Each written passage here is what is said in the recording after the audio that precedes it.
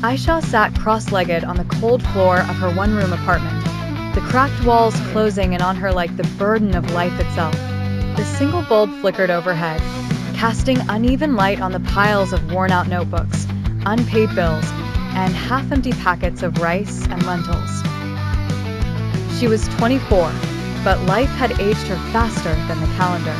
Her parents had passed away when she was 19, leaving her with nothing but debt and broken promises from distant relatives who disappeared as soon as help was mentioned. Aisha worked 3 jobs. Morning started with stitching clothes for a local tailor. The pay was barely enough to cover her rent. Afternoons were spent typing data entry work on her second-hand laptop. Its screen cracked at the corner.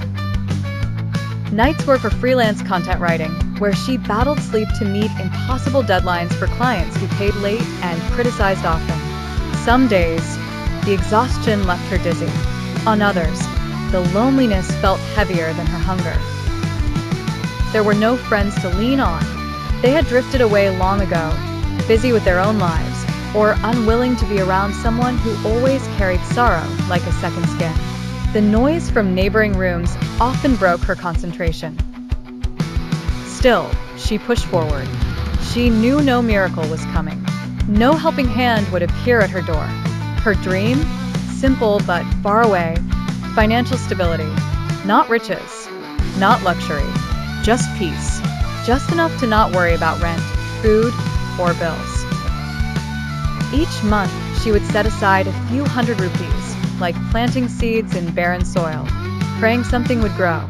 Sometimes, when the stress became unbearable, she would stare out of her tiny window at the distant city lights. She whispered to herself, "You're all you have, and that will be enough."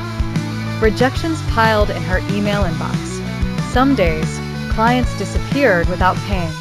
Some nights, she cried herself to sleep clutching her pillow like a life raft.